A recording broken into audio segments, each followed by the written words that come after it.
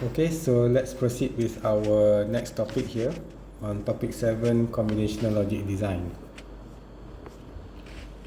So this is the overview of the topic we'll cover. So basically we're going to look at some design examples, practical combinational logic design examples, and also some methods on converting your logic circuits to NAND and no networks. And we've seen this already in the previous lecture a little bit, but here we're going to look into some more details on converting your design into a NAND or no networks. So the design process for digital design, we start with conceptualizing the design, first getting the big picture or the overall view. And during this step, we have to determine the number of inputs and outputs from a given specifications. And from there, we derive the truth table for the outputs based on the relationship to the input. Next, we derive the Boolean equation or the Boolean expression for each output in the truth table. And for that, we normally use KMaps, or we can also use Boolean algebra. And once we have the Boolean equation, we can then draw the circuit schematic or a diagram that represents a simplified Boolean expression. And finally, we can verify the design by analyzing or simulating the circuits. So let's look at our first example here. We're going to design a majority decider circuit where a majority decider circuit outputs a 1. It outputs a 1 if the majority of its inputs are 1. That is, for a 3-input circuit, the output is 1 if 2 or 3 of the inputs are 1. So first we need to sketch a top-level block diagram showing all the inputs and outputs, and then we have to label them. So here it's mentioned that it has 3 inputs, therefore our input is A, B, and C. And we only have one output here, and it's saying that the output will be logic 1 if 2 or more of the inputs are logic 1. So in this case, we can imagine that we have a 3 person here, person A, person B, and person C, and they all need to vote or press a button. So each person here have a button that they can press. So if they press the button, it's a logic 1. If they don't press it, it's a logic 0. So for example, if A is pressed, so 1, and B also presses a 1, and C is a 0, so the majority is logic 1. So the voting system will say that the output will be logic 1. Now on the other hand, if for example we have person A saying is a 1, person B 0, and person C 0, and we can see that now we don't have a majority, it's a minority, and therefore our output here will be 0. So similarly, if we have 1 1 1, if we have 1 1 1, all of them decide to go with the majority with a decision, and therefore your output here will be logic 1. So from here we can generate a truth table. So we can see here that is the input 2 or more logic 1. Okay, if it's 2 or more in logic 1, then the output is 1. So for example here, for this one, no. So for example, in the first one here, no 1. Okay, no 1 in input. Okay, so no logic 1 in input, therefore our output is 0.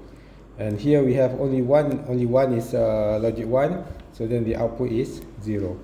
Okay, only 1, the output is 0. Now in this case, we have 2 person. Okay, person A, B, and C.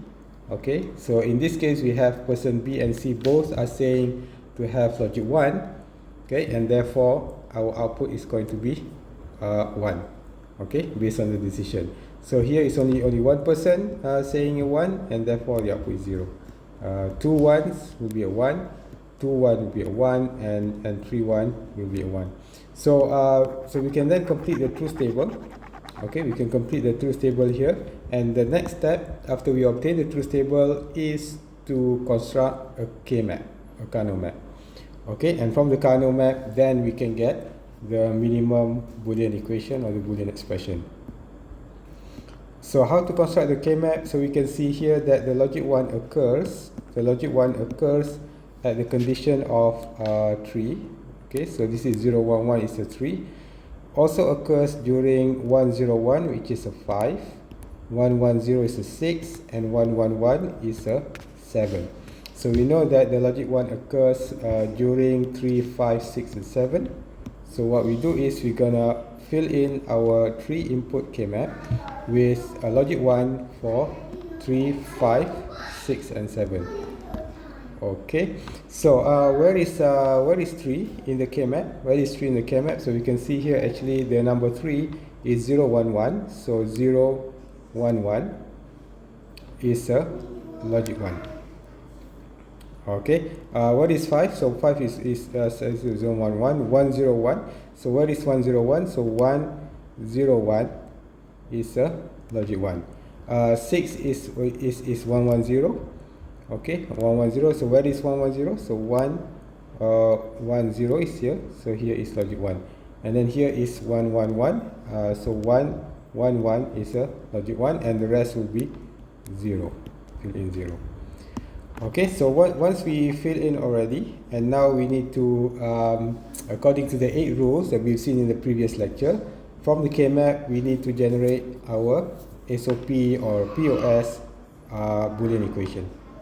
Okay, so here we can see that using the KMap rule, for this one, it is simply BC. Okay, looking at this, BC. This one is going to be AB. Okay, A and B, because B here have a 1, so B is a common, 1 is also common there, so it's actually AB. And the last one here will be AC, A, and then C are both common here. So 1, 1, there is a C. Okay, so from there we know that our Boolean equation in the simplest SOP form, okay, our SOP equation here is simply going to be, so the output here is called the output M. So M is going to be equals to BC plus AB plus AC. Okay, so it's taking 1, 2, and 3. Okay, and finally we can draw the circuit. So once we have the Boolean equation, so we can see here, this is AB here, AB, and down here is going to be AC, and down here is going to be BC. So exactly AB, AC, BC. Okay, and here is just a OR, and therefore our M here, okay, our M here is AB plus AC plus BC, and notice that here the plus there is actually not a plus, but it's actually an OR operation. Okay, so this is our circuit that we can actually construct. Our circuit that we can actually construct in practical real life. Okay, so we have a person A, person B, and person C, and each of them will be voting, and they can select to have logic 1 if they vote for it, and logic 0 if they don't vote for it, and here the output is going to say if the majority is selecting or not. Okay, so before we go to the second example, we can also derive our POS. So let's have a quick example here on how we can derive our POS form. So in the POS form, we can see that we can actually take this here as, so this is 0, 0, 0, so here is A plus B. We can also take this, okay, according to the KMap rule, and this one is simply going to be B plus C, and also we can take like this, go around, and this one is simply going to be A plus B bar.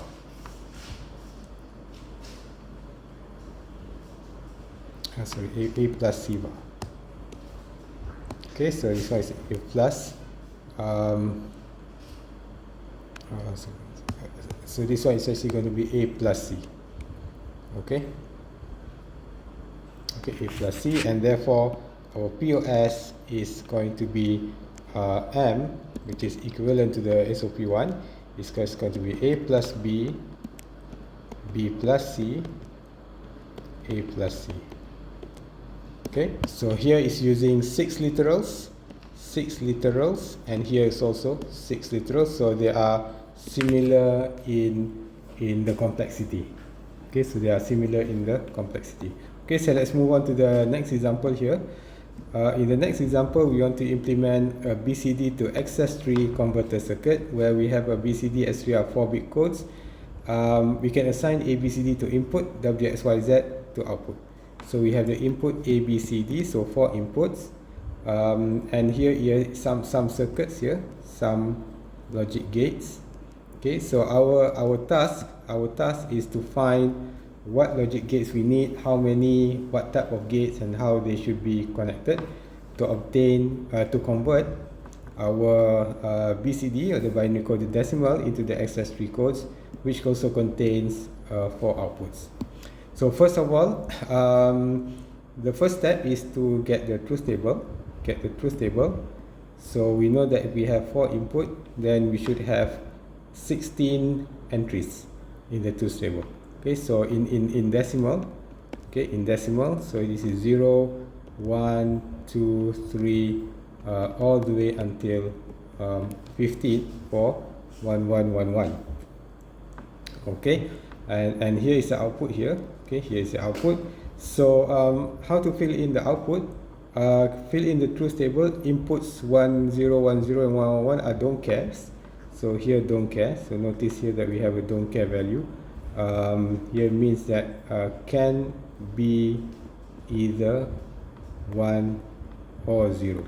Okay, it doesn't matter. And we have the output there. Okay, we have the output here. So here we can get the output here. Maybe this truth table can be given to you. Okay, instead of you deriving the table, we can give to you the table, and you just need to generate the KMap and find the minimum Boolean equation. Okay, so in this case, we give you the truth table for the input and output, and our next step is to find our Boolean equation W equals to something. X also we need to find, Y also needs to find, and also Z also need to find. All will be in terms of the input A, B, C, and D. Okay, so we just need to generate our KMap for a 4-input KMap. So we can see here that for W we have the 1 here at the condition at 5, so 5, 6, 7. Okay, so we have the condition here at the 5, 6, 7, and 8 and 9. Okay, so we have 5, 6, 7, 8, 9 with the logic 1. The rest are 0 and X. So in the W here, we see that 5 is so 5, 6, 7, 8, and 9. So here is 1, 0, 1, 1, 1, 0, 1, 1, 1, 0, and then 1, 0, 0, 1. Okay, 1, 2, 3, 4, 5. Okay, so where is 0 here? So where is 0, 1, 0, 1? So you need to find. So 0, 1, 0, 1 is here. So 0, 1, 0, 1. It's right there. So we're going to put the logic 1 there. What about 0, 1, 1, 0? So 0, 1, 1, 0 is here. Okay. Okay. And then 0, 0, 1, 1, 1. 0, 1, 1, 1 is a 7. So 0, 1, 1, 1 is here. It's a 7. 8 is 1, 0, 0. So 1, 0, 0 is actually here. Okay. 1, 0, 0, 0. And then 1, 0, 0, 1 is a 9 is actually here. So 1, 0, 0, 1. And so we do the same. We look at our truth table. Okay. We look at our truth table. Which entry is the output 0 and which entry is the output X. So if we fill in correctly, we are going to get something like this. Okay, where you have the definition for zeros, the definition for 1, and the definition for X. And from here, we can get the Boolean equation.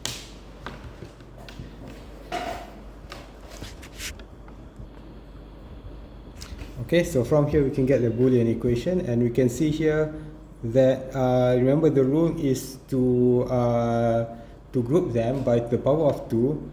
It needs to cover all the logic 1 and as large as possible in the power of 2. So we can see here that what is the largest group of 1 or x that we can make in the power of 2. So we can see here that here we can have 8 elements in one group. So 8 elements in one group. Here is going to be A, B bar. Okay.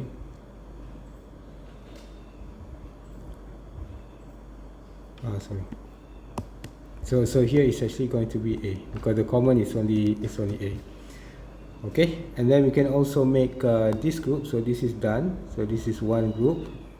We can make this group, and that group is simply going to be B and also C. Okay, so this is BC. Okay, and we see that here this one here is not covered yet. Okay, so we need to make one more group, and largest to the power of 2 including x. Okay, and also we can also exclude x, but in this case we can make something like this. Okay, and this one is simply going to be BD. Okay, so BD, which is that. So in the end, our Boolean equation, the most simplified Boolean equation for the output W in terms of A, B, C, D is just W equals to A plus BC plus D. Okay, so we do the same for each 4 of them. So in the second one, slightly different. So in the second one, here's for the x. So we look at the x values. So here are the x values. In which square is the square going to be logic 1, 0, or x. So we fill up our KMap here, and from here we can see that how can we group the ones together such that we have the largest group possible. We can also go around with or without x. Okay, but the rule is to make the group as large as possible in the power of 2, no diagonals allowed. Okay, so from here we can see that actually we can have this group here as one, and this is going to be called B, C bar, D bar, which is this one. And then we are going to have also something like this. Okay, something like this. So this one is going to be B bar and C, okay, which is this one. And then we also have, remember that we need to take all the ones. So here not taken yet, these two are not taken yet, so it needs to have a group. And what is the largest group that we can do for these two logic ones? So we can actually do like this, go around, and from here we can see that for this one is going to be B bar and D. Okay, so we have 1, 2, 3, 1, 2, 3, and x, and that is the minimum equation for x. Okay, so we do the same for y and z. So we have the y here, we have the z here. Get all these values, put it in our KMap, in the 4-input KMap, make the grouping, and find the minimum Boolean expression. So in the y here, we can see that we can take this as a group. Okay, so here we're going to say 0. Okay, this x, remember that x can be 1 or it can be 0. So I'm going to take my x here going to be 1. Okay, I'm going to take my x in the middle to 1, and the x on the side will be 0. Okay, here also going to be 1. And from here we can see that this one is actually CD, and this one is C bar, D bar. Let's look at the next one. So the next one here, I'm going to say these x's will be 0, this will be 1, and therefore I can take all the way like this, and this is simply going to be D bar.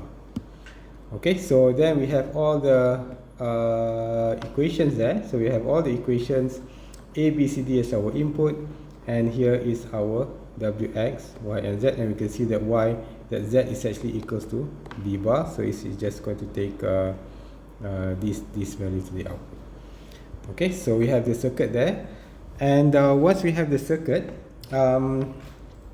actually the basic gates here are not very efficient. Okay, so AND OR gates are slow and expensive. So in in chip design, in VLSI circuits, miniature circuits, AND OR gates are slow and expensive. So you want to avoid using AND and OR gates. You want to try and use inverter, NAND, NOR instead. Okay, faster and cheaper. So if you want to buy a cheaper logic gates, you want to construct a cheaper circuit, we want to always use inverter, NAND and NOR, and not to use this is the AND gate. Okay, this is our OR gate. So these are no good.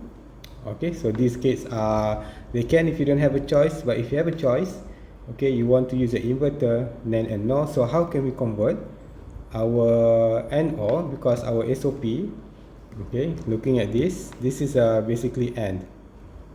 Okay, and this is basically an OR gate. So you can see that from our SOP, we are going to get AND and an OR. Okay, but actually they are slow and expensive. So how can we convert our AND OR into a NAND and NOR inverter? Okay, so we can see here that for a NOT, so these are also called the universal gates. Okay, because we can represent an inverter using also a NAND gate. We can represent an AND using a NAND gate. So here is basically you have a NAND, and the NAND is going to be connected to another NAND. So this is actually your inverter. Okay, so the whole thing here is actually your AND gate. Okay, and also for the OR, you can use 3 NAND gates. Okay, 3 NAND gates for a single OR. Similarly for the NOR, okay, if you put these two together, this is going to be an inverter. If you do something like this is going to be an AND gate. Okay, and if you do something like this is going to be our OR gate. Okay, so let's look at some examples here and some methods to how to quickly and easily convert our AND OR logic or our OR AND logic into a NAND only logic or a NOR only logic. So what we do is we have a bubble here, which is an inverter. So A, if we go through a bubble, and therefore here is going to be a bar. So here is A bar and A bar. Now we can also put a bubble here. Okay, we put a bubble there. So here is also going to be A bar and A bar. We can put we can push only one bubble. So here is in fact so here's a mistake here. This is to be A. So here if there's no bubble here, this is going to be A, and here is A bar. So here is A bar here. This is going to be A in fact, and then here is going to be A bar. Okay, some mistakes there. Okay, so let's see how we can use the pushing bubbles in our example here. So let's say, for example, we have this circuit here. We have our AND, our inverter, and our OR. So this is no good. It's using a standard gates. I want to convert to universal gates.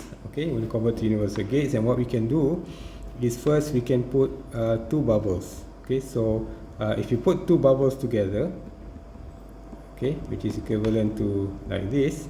So this is equivalent to a wire. Okay, so 2 bubbles back to back is a buffer. Okay, buffer or wire. Okay, buffer slash wire. So putting 2 bubbles together does not change the functionality of the circuit. Okay, so here no change. It's almost like a wire. And what we do is we are going to pull this one, put it in the front. Pull this one, put in the front. So now our bubble here is here. Okay, so what happened in this circuit is actually nothing. It maintains the functionality where we try to invert here, and then we invert back before we go inside our OR. And therefore we have a good gate here. These two are NAND gates already. Okay, so these two are NAND gates already, and this is the inverter is good already. And what is this gate in fact? So what is this gate? So let's say here you have A, B, C, D. I'm putting my D here and E there, and F is going to be equals to D bar plus E bar. Okay, so you can see that F here is just D bar plus E bar, and if you use the Morgan's theorem, we're just going to get D dot E bar. Okay, using the Morgan's theorem, you get D dot E bar, and this is simply our NAND gate. Okay, so NAND, remember the NAND function is D dot and then a bar at the end. So here is in fact your NAND gate. So now we have basically convert all of our AND OR logic into a NAND logic.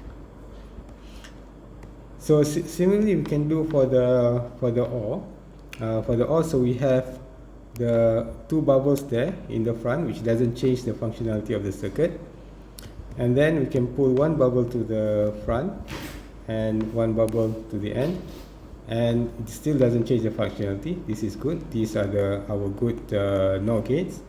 Inverter is good. So what is this one? So let's say I'm putting my DE here. So my F here is actually D bar dot E bar, okay, which is using the Morgan's theorem is simply D plus E bar, and this is actually our NOR. So this gate here is actually our NOR gate, okay, which is actually equivalent to our NOR gate. So basically we have converted all our standard basic gates into a universal NOR gates. Okay, so something interesting to note here is that you can actually buy do-it-yourself logic, okay, where one chip, okay, the 74X00, 7410, 7420, you can buy them at the shop and create your own logic. For example, decider circuit, okay, the majority circuit or whatever conversion that you need. As long as you know what logic gates you need, then you can construct the circuit. So it's very important to know how to obtain a simplified logic equation, because if you simplify the logic, then you will use less gates and it will be cheaper. And remember that NAND and NOR is the cheapest. Okay, NAND NOR is the cheapest and the easiest to make. Okay, so you always want to use your NAND and your NOR. So for example, here if you buy the chip 7400 and here is your notch. So your pin 1 is to the left of the notch, okay, to the left of the notch, and going for 2, 3, all the way. This is number 8, 9, 10, 11, and so on.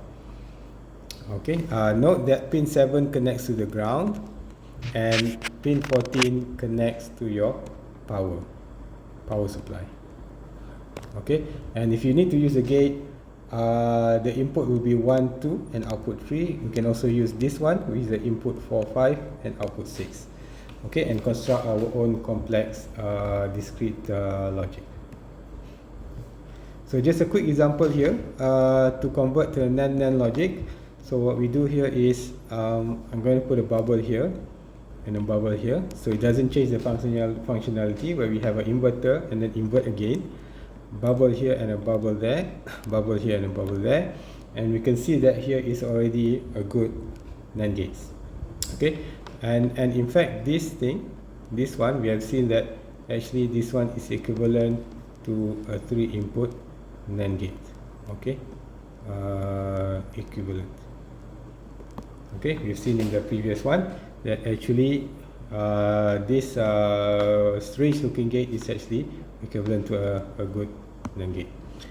Okay, similarly here, okay, if we give you something like this, then we can actually put a double bubble there, which doesn't change the functionality of the circuit, and this one automatically becomes a NOR gate. Okay, a good NOR gate, which is faster and cheaper as well. Okay, so this becomes a NOR gate. And what is this gate actually? So this gate is actually equivalent to our 3 input NOR gate, which is good. Okay, equivalent. Okay, so that's a method, a quick method actually, how to convert your AND OR logic to a NAND logic, and also our OR AND logic, which is normally in the POS form, into our NOR logic. Okay, so that's all for the lecture for this week, and next week we will continue with more on combinational logic design.